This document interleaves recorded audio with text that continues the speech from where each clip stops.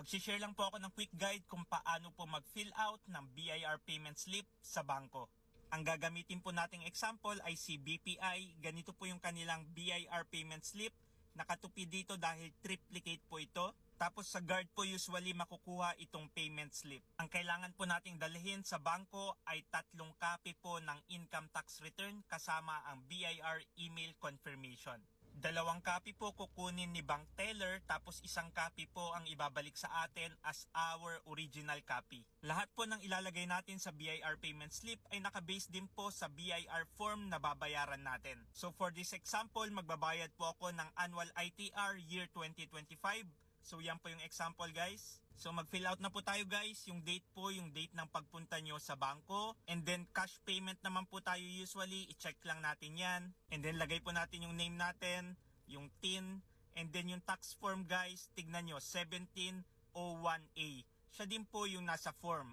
Magbabayad ako ng 1701A. Tax period, very important din po ito. Marami pong nagkakamali dito. Ang tax period po ay yung last day ng taxable period ng binabayaran natin. So for this example, annual ITR year 2025, ang last day po ng taxable period ay December 31, 2025.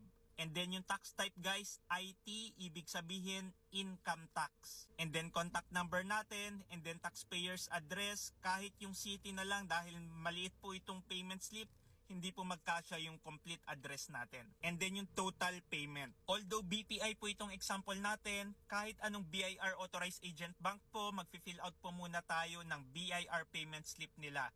So at least alam nyo na po kung saan kinukuha yung data. Nandun lang din po sa ating BIR form kung ano po yung babayaran natin. Pagkatapos po naming magbayad, ang ginagawa po namin, ini-scan po namin yung ITR, pati yung payment reference para safe po yung BIR records. Sinesend din po namin sa clients yung soft copies. You are a freelancer at meron kang concern or question regarding freelancers BIR registration and freelancers tax compliance, comment mo lang yan at sasagutin ko yan.